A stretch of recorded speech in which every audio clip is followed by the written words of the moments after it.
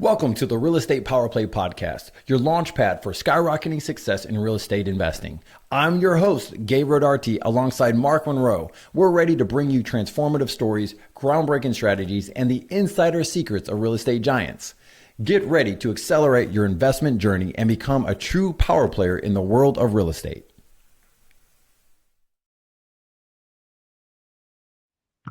Welcome to another episode of Real Estate Power Play. I am your host this week, and I'm super excited to have Cayce on, a gentleman I've known for a few years now.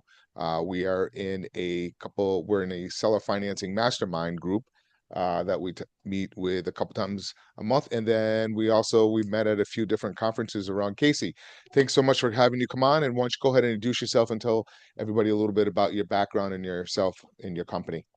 I appreciate it. I'm excited to get to chat and be here as well. Yeah, my name's Cayce. I've been doing real estate before I had all the white hair. It's been pushing 15 years now. I started off doing mostly flips in the DFW area. We did about 300 flips in about a 5.5 year period, had multiple crews. It was quite an endeavor. Realized how that was really a job, less really investing, and started moving slowly into notes. And now we do primarily originate and hold loans and hold our notes on all of our properties. We do a little bit of rentals, but 85% of the portfolio is all notes. I've got about 14 people on the team, where everybody's virtual for the most part. And we market directly to sellers. We get the sellers under contract, we purchase, and we fix up clean if we have to, and we dispo into a note. And they also own a loan servicing company, and property management, and other assets. But yeah, it's been kind of fun to kind of grow and evolve it into multiple different areas. Thanks. That's great. And did you end up going to the No Expo this past weekend? I didn't get to. I didn't get to. Been pretty busy. We've been October and this time of year it's slow for a lot of people, but for us it's been slamming. We closed more notes, originated more notes in October than we had in history. We did 14 new notes, which for us is a lot in 1 month. And we bought another 7 houses, and this month is panning pretty busy. So we've just I'm big into processes and having systems to manage the process. That way we can do more with less people. And our processes had some bottlenecks that were uncovered when the volume hit like that. So we had to go through and clean some of them up. But I was excited to see it getting to where it needs to be. It's always a process, kind of. So let's talk a little bit about that because a lot of people listening to us right now, they may be, just starting out in wholesaling or just starting out doing some seller financing deals. And, to get to 14 people, it's a challenge. Usually, you get to that point where actually you're at that, you're around that 10 to 14 mark where it's hard to get to that next level sometimes. But some people can't even get to that level. They're only like 2 or 3 people and they can't get to that volume. So what do you think for somebody listening or anybody in this in business in general, what do you think is that been the easiest or the challenges that really was eye-opening to kind of get you to that next level to get to 14 people? You know, we always get told, when you're starting a business to improve on your weaknesses and to find what you're not good at and get better. But yet I disagree. I hire to my weakness. I know what I'm good at and what my strengths are, and I spend my time and effort there. And then I hire people that are better at solving other problems. A good example is, the loan servicing side. My sister actually was a math teacher for 16 years, was tired of doing math and teaching during COVID. I said, I got some math problems and come join the team. And so she really manages the loan servicing side of the house, but definitely finding people that can complement what you're doing. My job as the leader, kind of as I mentioned, is to build the system and the process and to give you the resources to be successful. And then it's my employee's job to pick up that and move it forward and to keep following the process. If they follow the process and something doesn't work, that's my fault. I own it. I am quick to say when I screw up. Then we go fix it together, and then they are able to replicate and do it systematically.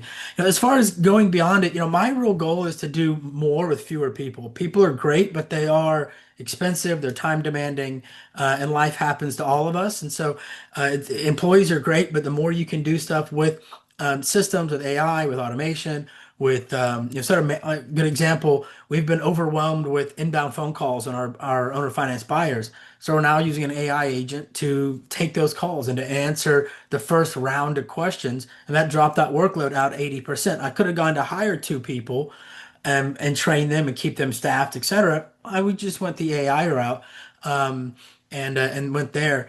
And for wholesalers specifically, I will say that I used to do a little bit of wholesale again, mostly flipping.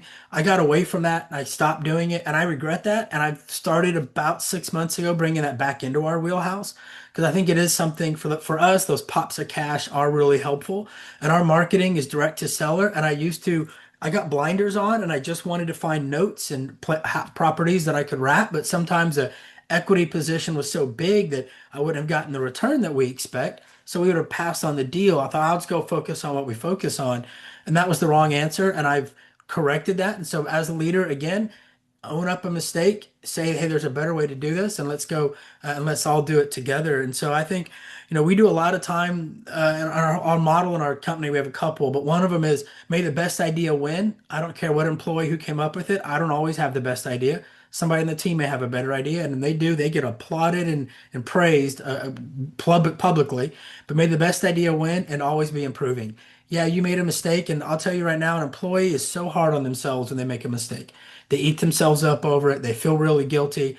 We work hard to prevent that. Hey, you're a human. I'm a human. I'll make the mistake tomorrow. Today was yours. Let's both learn from it. How can we improve the process to not put you back in that situation? And let's solve it moving forward. And I definitely feel that some of our abroad team members, even more than our American team members. But yeah, always be improving. We're a unit. And the last thing I'll say to it is getting a culture is really important. So I actually had a software company that I started and sold through private equity before I got into real estate, and we always won one of the best places to work in Dallas. And that's when I learned how important culture is within a company. But how do you build culture when you're around the world? You don't get FaceTime. This isn't the face you want to look at a lot. So, how do you do that? And so, we have a standing meeting every morning at 8:45. As the business owner, I want that because I want to make sure everybody's at their desk ready to work and be productive. But on Monday morning, it's about a 20-minute meeting. We talk about what'd you do over the weekend. Everybody goes around, talks about their life, what they've got going on. On Tuesday, we talk about what they're no, Tuesday is what you're thankful for. What are you thankful for? One thing that you're thankful for in life, and why does it matter to you? On Wednesday, we do a game day. We play a virtual code names, or there's just and it rotates. Every team member gets assigned a Wednesday game day, and they come up with whatever game. We spend 20 minutes playing a game and just getting to spend time together. On Thursdays, we do Fun Fact Thursdays. We share some random fun fact, and then Friday, it's what do you plan to do this upcoming weekend? Um, and then to really cap it, we do on Friday afternoon. I call it the team show off meeting, but it's where every team member shows one big accomplishment that you did this week. What's something awesome that you did that you want to kind of boastfully talk about? People are shy; they don't want to at first. Almost they felt like it was I had to have something. Just say something. Doesn't have to be something earth shattering, but hey, I got this seller to solve that deal, or this borrower was able to get their loan current because we came up with a good payment plan, or whatever it is. What did you get done accomplished? And then we end that meeting with Dad Joke Fridays. And it turned into bad pickup lines slash dad jokes, but and Chuck Norris jokes. It's kind of a mix. But we have fun with that, and that's how we end our Friday meetings. And we've been able to build a culture where, on Sunday this weekend, I had people on my team in Slack as our communication tool who are slacking me and sending updates. This is their weekend, their time off, but they care about their job. They love who they work with, and we have not a family culture, but a team culture. There's a big difference, and they wanted to help out and do stuff over the weekend just voluntarily, and I think that shows having good camaraderie within the team. That's great. And so you mentioned that was my next question was about the communication. So you do Slack, but when you do the meetings at 8, and so do you do Zoom meetings or are they all in Slack? What's that look like? Like, how do you get everybody together in one room? We do a Google Meet because it's free. We use Gmeet, and on our calendar invites, it's got the link. Everybody just punches and joins right in. And we do other stuff too. So like on Friday, we celebrate everybody's work anniversary and everybody's birthday. And so one team member, my executive assistant, she's really in charge of planning a birthday party. And so we had one last week or maybe 2 weeks ago where every employee went and did a minute and a half video about what they think about this other employee, or what's a moment that comes to mind. Made a little, and she put a little collage together, had backgrounds for all of us to have on Google Meet. And what she thought was going to be our normal Friday meeting turned into a happy birthday meeting. And we were singing happy birthday and having fun with it, you know. And that stuff I think is slept on, but really important. And, you know, we have automatic, I'm big on processes. So we use Salesforce as our CRM.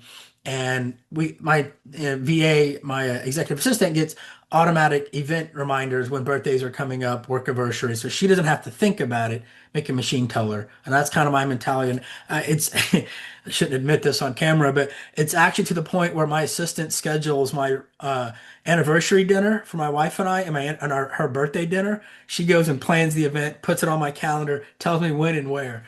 And it's automated. She doesn't have to think it. The system reminds her, and she books it, and I don't have to think about it. That's Um, great.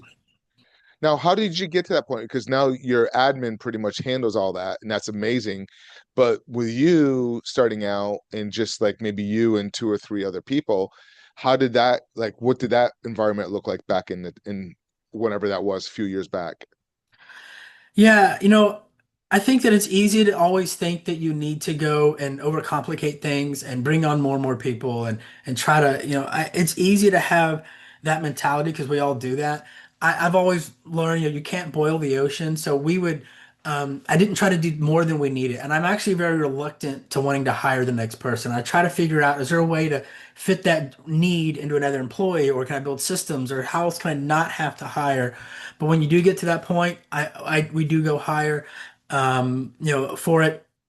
And I think that to answer that question of when did we know we needed to move on or get more people, I think volume of notes that we were managing in the portfolio.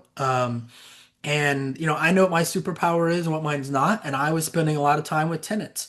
And I don't deal with tenants and toilet problems very well.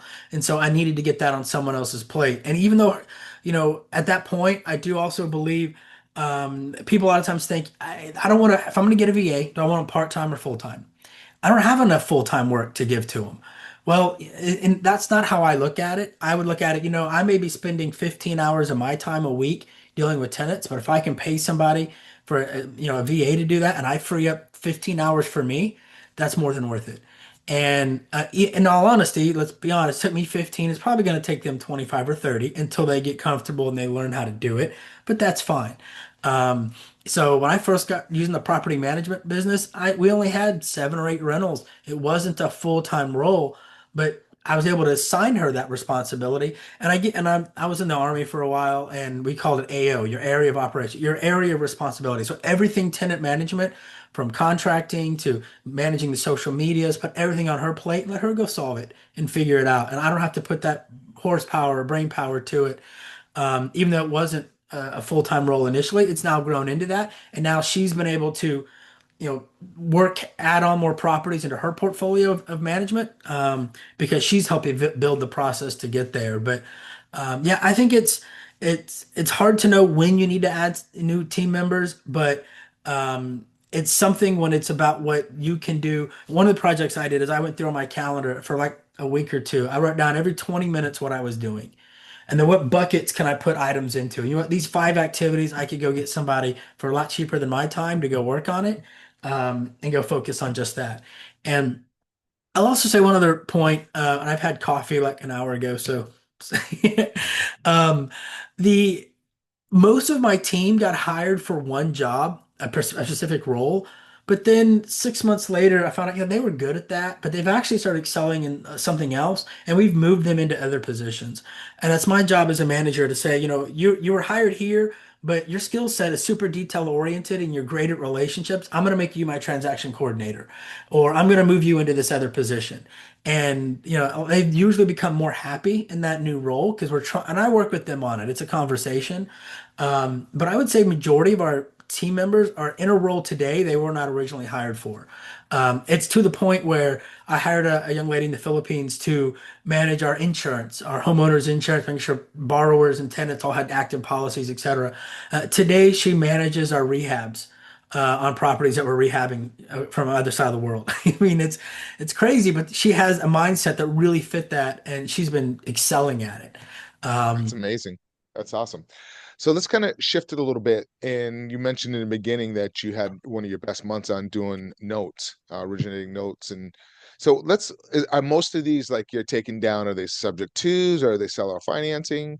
And how are these deals coming in? Do you have an acquisition person? Kind of give us a view picture of what that model in your business looks like. Phenomenal. So, as I mentioned, we stopped doing the wholesale marketing, which means I slowed down my PPC.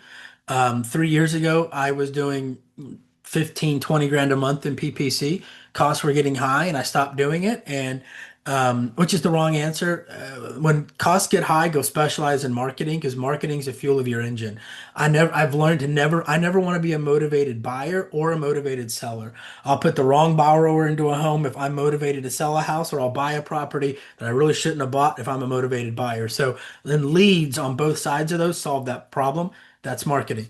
So I should have doubled down, but I didn't. And what I started doing instead was buying from wholesalers and realtors. And so we did a lot of engagements at RIAs, going to events. I have a shirt that I'd wear down the back that said, I buy no equity deals. I buy upside down deals, and my phone number. I even buy mobile homes on land, not in parks. And our requirement for a wholesaler or realtor was that we have to plan to get a 33% cash on cash. And if it meets that metric, I'll pay you whatever. I can pay X amount as an entry fee, whether that includes reinstatement, your wholesale fee, and seller proceeds are the three things that's going to include. But I have to break even.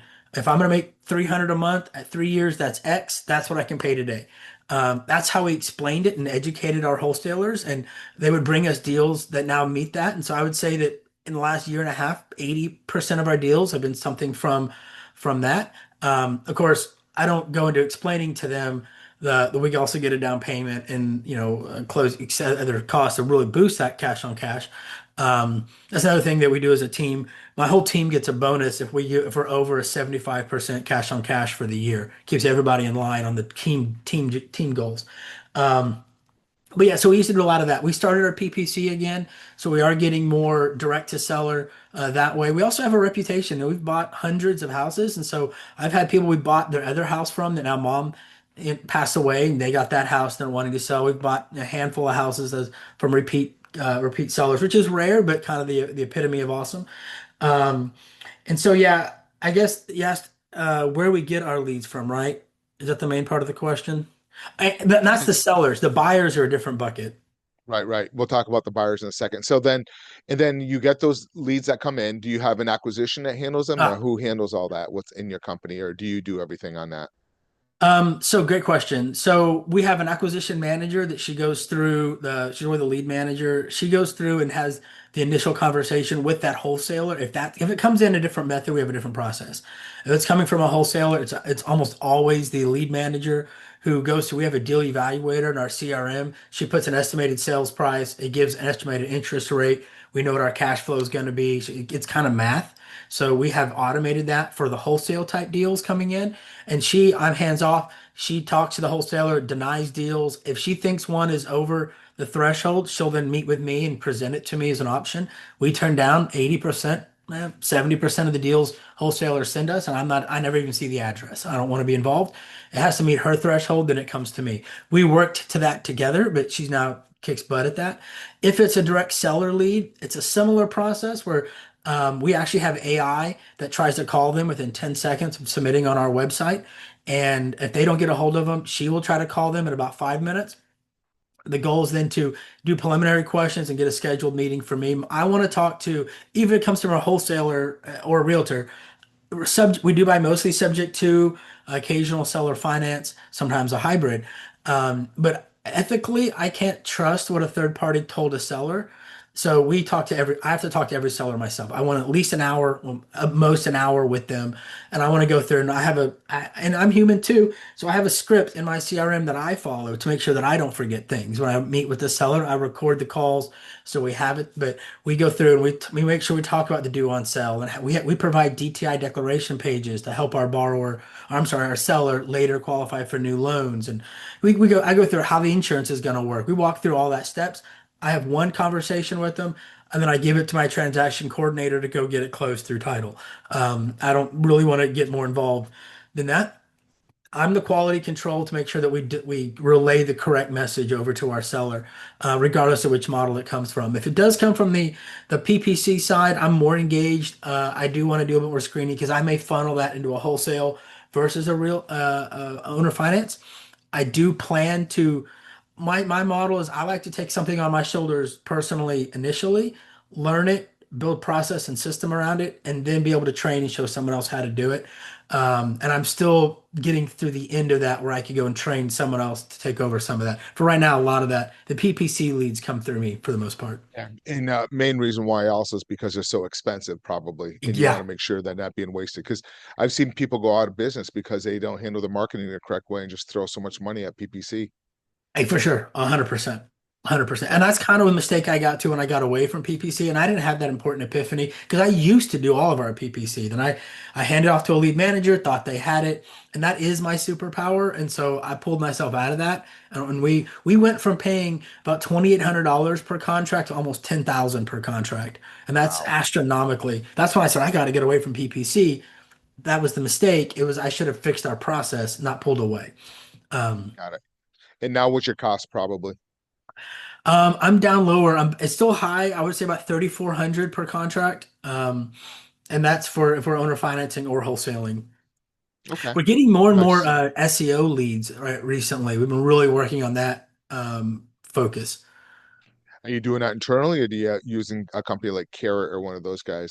All of our website, so if you go to buyhousenobanks.com or Stone Property Buyers, my acquisition brand, they're custom built websites. So a lot of people don't know how websites really work. A good website to get SEO, how quickly it loads, how ADA compliant, how does it look on mobile? There are a lot of things to it. Good websites are really software running on the web, and ours is custom code written. It's really, I'm unbiasedly probably the best, if not one of the top real estate investor websites. Go to stonepropertybuyers.com. It's not like the others. But we work very hard on that. I have spent a lot of money and a lot of time doing it, but we do have like blogs and resources. We update new content to make sure that it's fresh. Little things like your bounce rate, that hurts your SEO. Your click-through rates, all these things affect the ranking in SEO. And so we put a lot of effort into those. They're slow. People think they can just achieve SEO and keep it. Your website, we rebuild it every year and a half. We rewrite the code. Got to keep it fresh. And to help with the SEO side, because that is a really nice advantage to be able to get. Now, what are your thoughts on where everybody's switching to, the AI searching, like, Chat GTP? Like, for example, I know not many people they still have to adapt to it. Everybody's still going to Google, but for example, myself, I pretty much most of my stuff searches are on Chat GTP now. I only use Google for like location and directions. Have you started Yeah. going down that path yet, or do you think we're still too early in the stage for that? I don't think you can do ads yet in chat. But I do think that is if they have their own browser they rolled out, which is super cool. I I haven't haven't used it played yet. with it. I haven't Yeah, I either. haven't used it. I Yeah, I haven't just use the either. app. I love the app. We use it a lot. I've integrated it into our CRM as well. So we use it for help with our underwriting process of borrowers. We were looking at bank statements. Now we use chat. So there's a lot we use it for. As far as the marketing side, that's a really great question. I think that I'm not there yet, but I definitely am trying to keep. It moves so fast. Um, and it's really important, and I think it's something that can't be slept on. Um, I'm lucky that I have a friend who works at a large PPC firm that they have been very actively looking at more and more ways to do. So I'm trying to stay current with it because it is really hard. But I think that it is probably the future. But I will also just throw out, it's also about who your demographic is. And my demographic seller, like one of my good friends, he still does the radio. And I made fun of him, like, why are you marketing on the radio? He says, well, who's your buyer? There's someone that's older that probably doesn't use the Spotify app when they're driving. They'll probably listen to the AM or FM radio. And a lot of your sellers, if you're trying to go for high equity deals, they're probably not on the latest technology searching. They're probably lucky to figure out Facebook and Google. I'm like, you know what? That's actually a really sound point. So I don't want to get bleeding edge of technology, which is a habit I would make that mistake. So I'm trying I to agree. gauge. Yep. Whoever your advertiser is, because the advertisers probably haven't jumped to that, the younger generations jumping to it. And that's really not our avatar. If we want more of Right. sellers that have owned a home for 10, 15, 20, 30 years, Yeah. that type of situation. So yeah, I like that. Speaking of that, when you get a moment on your own, you want to learn something about yourself, uh, go to ChatGTP and say, I want you to roast me and don't sugarcoat it. You're going to Okay. learn so much about yourself. Oh man. When you see me crying in the fetal position, I'll know why. Seriously, I did it to myself, and I'm like, oh, that was gut wrenching. Wow. Wow. Okay, You'll I'll have do to do that. that. You have to do that later. It's I and said, don't sugarcoat. I was like, oh, but it really helped me a lot in my business because it showed weakness in my business based off of my questions. It was pretty wild. But Yeah. anyways, all right. So yeah, so that's pretty interesting. Now let's talk about over on your buyers. I mean, because you mentioned before it's two different marketing channels type of situation. And then I'll ask about the third marketing passive investors in the next. But how do you find your current buyers now and how do you keep that database going? Yeah, it's something that's evolved over time. I don't do PPC there. We get a little bit through direct word of mouth. I've done the bandit signer out. I don't like the amount of plastic that's involved in the trash, and I remember getting sued by a dish. I don't go the bandit sign. I used to. I do a lot of Facebook. The problem with Facebook is we kept getting banned on Facebook Marketplace, which we really cannot figure out why. We were following the rules as best we could, but every now and then we just get banned. But about 3 months ago, we started getting the Insta forms set up. And so Facebook Insta forms we've moved to that model. I can show you some bar graphs if you I don't know if that would be helpful or not, but our Yeah, you can show it, but make sure you talk about it too if people are listening to us while they're driving in the podcast. But yeah, yeah, that's kind of definitely. cool. Yeah, Cool. so we've been doing more and more of this Insta marketing, the Insta forms. And so here's a bar graph that we're looking at of our Facebook marketing costs over time. This is as of September of this year. But if you look towards the right side of the graph, you're going to see, beginning of 2025, we were spending monthly, 14,000, 13,000 a month in Facebook marketing. But in September, we dropped it to about 3,800 in Facebook marketing. And I think I only got one of them. There were a couple that illustrate this, and um, and this similar, exact same thing, just a line graph highlighting the drop that we've had recently. It was ticking up constantly over time in our marketing, but now we did more properties, and we did it for a fraction of the cost. And that's when I had one of my VAs that I tagged with, "Hey, this is becoming a real problem. I need you to solve it." And she 100% came up with this idea of using the Facebook Insta forms and how they work. I was a little bit against it, to be honest, up front, because I don't like to change too much, and it's such a big part of our model. But it's a much cheaper model, a method of doing it. So it's basically when you scroll and you see, click here it shows pictures of the house, a brief description of it, and they can click on it and fill out their information. And then that automatically gets pushed into our CRM. And it used to be kind of a manual process. We had to manually respond to them in Facebook. And if the lead was responsive, go into our CRM and manually enter them. Now we make the machines talk together. So Facebook pushes that into Salesforce. When it comes into Salesforce, they're automatically sent. Hey, we know what address they were interested in, and we send her, hey, thank you for interest in 123 Maple. When can you go view the home? Here's a lockbox code to get into the home. Thank you. And we drive traffic to the home via text message, and we're starting with the AI calling of them as well from that. Nice, nice. So that really brought your cost down quite a bit since you Significant. automated that system in a sense. So now you dropped it down and you're still getting the same amount of volume coming in. More. So, yep. So, and then so you get them in, and then the AI, and then what's that model look like? You filtering them out. What are you looking for from your buyer? Like, how do you know it's it's a good buyer because you're selling it through seller finance because you're in Texas, by the way, because you can't really do lease options in Texas. So, and that's kind of why you're doing it because Texas lease options, you know, they're illegal, but then they're not illegal. There's a lot Right. of like fine print there on it. I know one gentleman down there does a lot of lease options, John Jackson, but but most of you guys down there, you're doing seller financing or wraps, if you will. Yep. Why don't you talk, what's that model look like, and how do you set, how's that conversation go with the buyer? Great question. Yeah, we do all owner finance sub two wraps. A little bit and lease option, you can't just like a rent to own. There are a lot of parameters around it. Again, keep it simple, stupid. We wanted to have one process that way we can keep doing it systematically. So what our goal is to get our buyer to the home to walk it. Buying a home is an emotional decision. They have to emotionally want that property.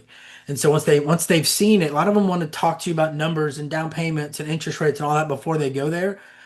We don't get into that. We may give them a little bit of bookends. It's going to be between this or what have you, but go see the home, go see it because if they don't want it, it's not worth anybody's time.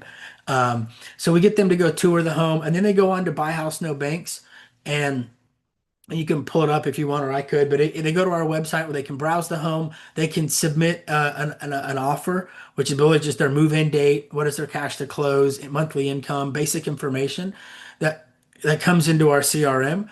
That then has some automation, texting, and follow up with them. But our team will, if they submit an application, our team is quick to follow up and call and try to do that. But again, it's having scripting and processes and don't wing things. We wing the conversation works when you're doing almost none of them, but build out a script even for yourself, even if it's super simple. Write it out. Use chat to improve it. Because there are certain things that we want to make sure and disclose and talk about. And having done things over time, we've learned how, hey, we tripped over this with the previous person. Let's make sure we don't do that on the next one. And so we've come up with extensive scripting on at each stage, pre-house visit, pre-contracting, pre-closing.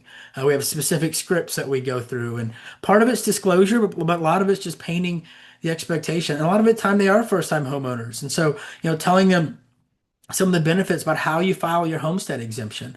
That's something that we do. We do a lot. So my loan servicing company, we do a lot to help borrowers understand how to keep their TI low so they pay their PI. So here's how you shop for insurance. Here's how insurance looks like. How to weigh different insurance. We do newsletters. My loan servicing does seminars, like webinars with our borrowers. But on taxes, but pre-closing, we offer a $50 homestead or $50 closing discount if you can get your driver's license changed to a new address pre-closing, because then we can file the homestead exemption and get your taxes lower right away. I want you to file your homestead. We have a process to help follow up with borrowers, make sure they get their homestead, because you said we're in Texas, we have high property taxes, and the homestead exemption saves them on average, let's say about 30% off their property taxes, which can move your mortgage a couple $100s. So we work hard to help them get that done because we know it's good for them, but it's also good for us. And so again, it's a process that we've learned and something we talk about, make sure they're aware of and they know how to do that. Um, So now when people are coming in, you're probably not wasting your time showing the property if they don't have the down payment, or do you just show the property no matter what? so we push them to go see the house. Even if we don't necessarily know their down payment or their closing cost, their monthly income. We don't know any of the numbers. We push everybody to go see it. Because if they go see the house, and we also, we try to drive everybody, hey, go tomorrow at 3 o'clock. We drive a bunch of people at 3 o'clock. So they have internal competition with other people walking it. While they're walking it, scarcity mentality, people will take a bigger action out of a fear of a potential loss than a potential gain. So fear of them losing the house is something we try to work on. Um, but yeah, we want everybody to go see it because they may not have the down payment, but if husband and wife are motivated and they want the house for the kids, all of a sudden their parents may chip in money for down payment, or they pull money from a 401k, or if they become emotionally tied to it and they want it, a lot of times they figure out their own way to make it happen. Even if it wasn't money they originally thought they were going to be able to chip in towards closing. So we have a lot. I will say that most people that go on our website and submit an offer on a property, they say they're going to put 10,000 down. Most of the time, they bring more to closing because they put a low number, they undershoot what they can bring. A lot of times, they bring double that in the end.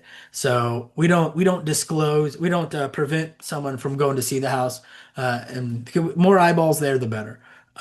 So we drive everybody. Nice, nice. And would you have somebody like a real estate agent, or like who shows the properties? It's not actually any, there's no one there. Just the potential buyers are walking around. We have a lockbox on it, but we have a different code for different properties, but it's all in our CRM and it'll automatically text them, hey, you're interested in Maple? Here's that code. You're interested in Plum Street? Here's that code. But yeah, we don't have somebody there. Part of the reason is we do statewide. It is a big state, and so it's not possible to have somebody there all the time. We do have policies where we have to have eyes on the property every so often, either our own team's eyes or the lawn guy.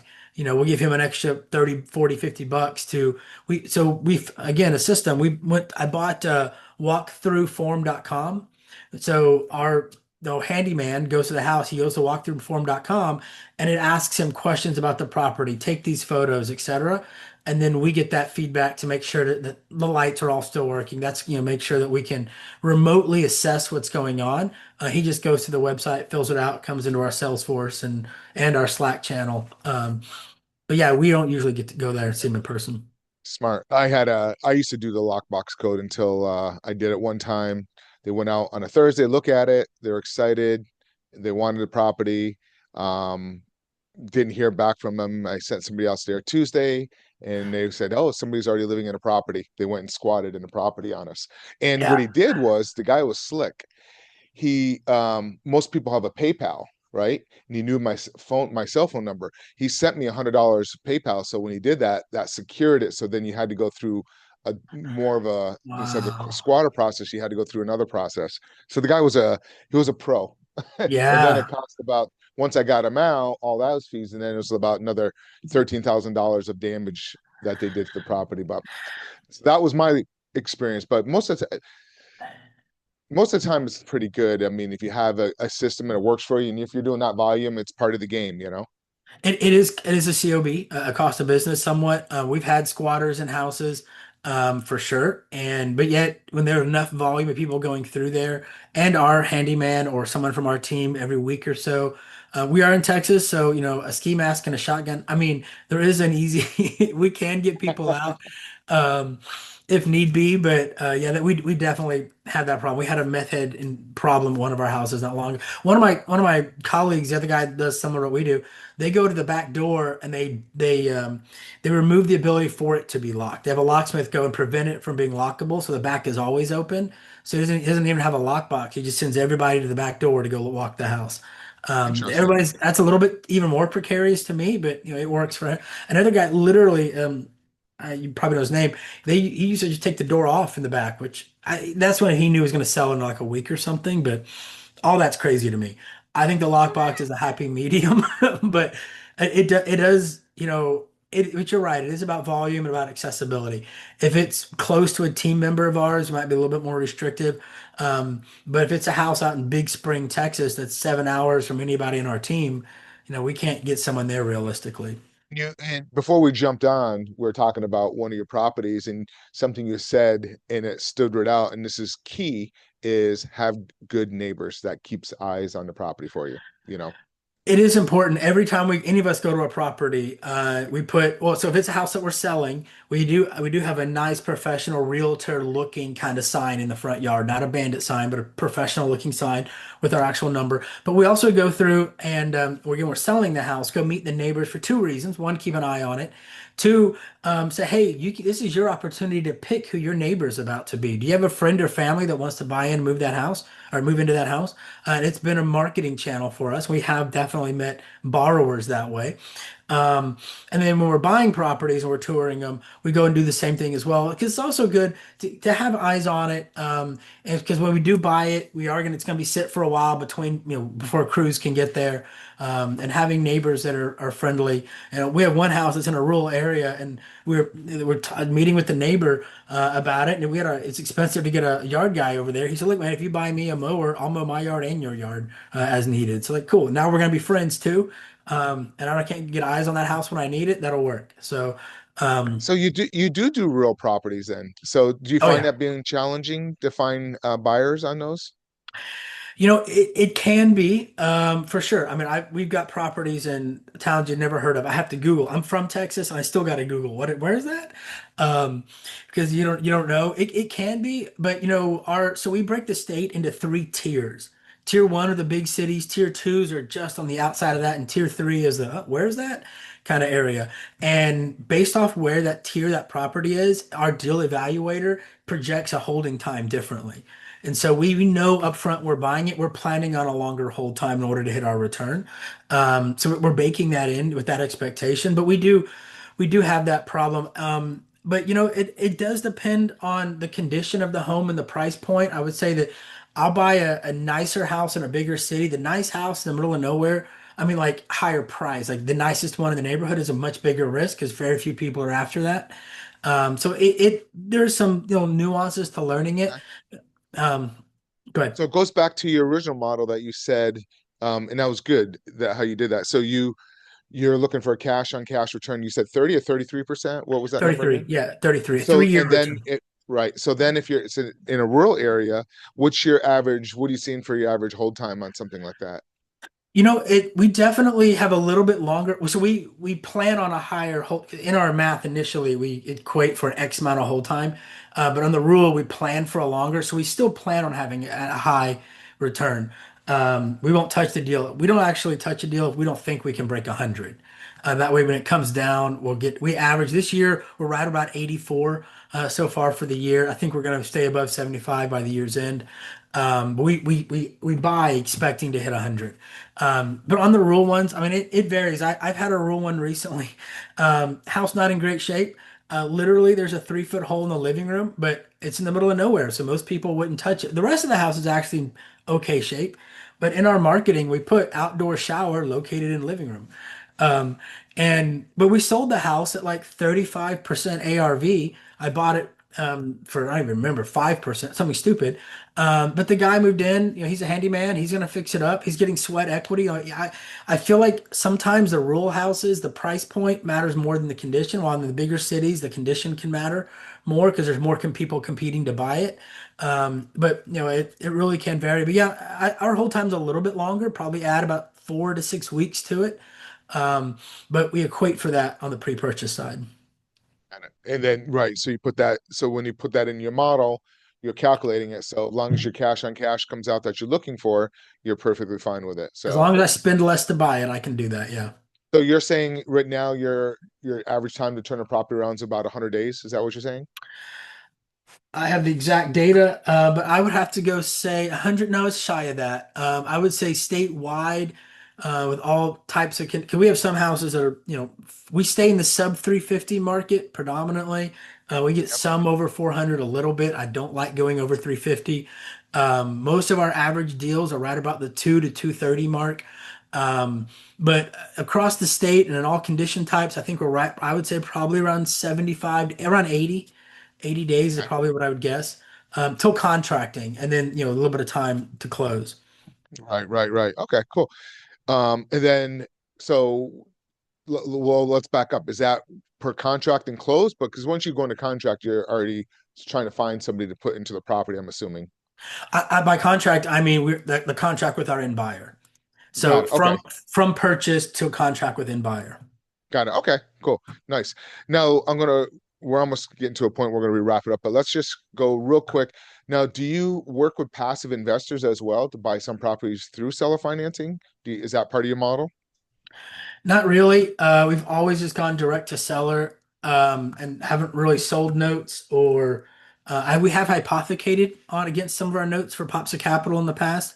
That can be a great win-win. I don't like partials or things like that when selling notes, mostly because if I have to foreclose on a borrower, my lender did not lend to get in that to deal with the headache. And they don't want to have to do a foreclosure and deal with that time period. So if I do a hypothecation, I can say, hey, Mark, I know you're on Maple. Let me move you over to Plum because I got to foreclose on Maple.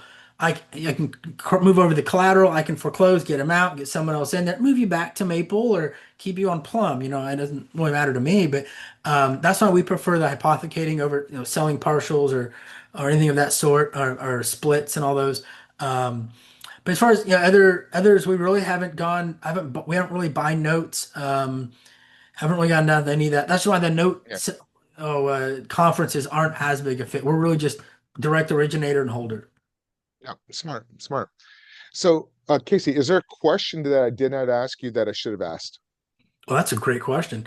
Uh, so I ran the data on my other screen and I was a little bit off. I guessed 80. It's 73.7 days so far as our average for the year. So I was a little bit off. All Uh, right, that's actually pretty good in this market condition. Yeah, I would say so. And that's marketing. We do a lot of marketing because I will pay, that's one thing I think people, I don't want to, the hold time can sink a ship. And so I fight hard hold times and we will put more into marketing. We'll do outbound calls, put a lot of effort into getting them out. Um, a question should have asked, geez, that's a, Yeah, I asked a lot of good questions here. yeah, you knocked it out of the park. It's not your first rodeo. It's a lot of information that you gave. That was good. So, well, it's good. So, I have a one more question here. You mentioned there. So, in your model that your manager, when you're putting it through your financial model, and you mentioned marketing for your buyer. What's that marketing dollar look like in your model per property? For the borrower, you said we spent we I think it's I'm gonna do a little memory. I think we do $50 per day per property in a tier one. And I think it's 35 in a tier two and like 25 in a tier three per day in marketing spend on Facebook Insta forums. Got it. Nice, nice. And real quick, why don't you mention what that is, instant forum and Facebook, just so people have an understanding. Yeah, I'm getting this. I wish I figured it out. But I know that when you're scrolling through the feed and you see like a sponsored ad pop up and it has a click now to fill out like a little form, it's those little forms that pop up. I know we've always done, marketplace and the regular Facebook ads, but I think I'm not the one that manages it. And I have yeah, smarter so people. they're not going to your website. It's just taking their information that Facebook has them and just sending it over to you immediately. Yeah, so they can manually put it in, or they can say tell Facebook, hey, just send them my Facebook info. But they don't go to our website. They stay in Facebook. They fill out the form on Facebook. When they hit done, Facebook then sends that into my Salesforce. Awesome, awesome. So Casey, how can people reach out to you if they want a property they're selling or if they're looking to buy a property? Or just to hear bad jokes. I love it. Yeah. So Stone Property Buyers is our acquisition brand. That's where we find people wanting to sell their property. Again, we do anywhere in Texas. We even buy mobile homes, not in parks. We'll buy the park, but not a home on a lot. And upside down houses. With just a little ADD to go back. As far as the market, worked that with realtors. I remember going through and we built a whole use chat to build a whole email campaign structure that we're sending email in chat. We came up with images of homes that are upside down that we were sending out to email to realtors and wholesalers to just build that marketing channel. But once it's set up, let it run, and I can go work on other things. I'll invest a lot of time and let it run itself over moving forward. Sorry. Buy House No Banks is where we sell our property, buyhousenobanks.com. And it's in English and Spanish. And people can check it out. That's our current inventory. It does rotate. To get me directly, most people will go to caycestone.com. My name is spelled weird. It's CayceStone.com, caycestone.com. It's got some of my socials and contact stuff and things there as well. Awesome. Awesome. This was great. It was very informative. Hopefully this helps people, especially, you got to a point where you have a staff of 14 and that's hard for a lot of people in this game to kind of keep growing, you getting to that level.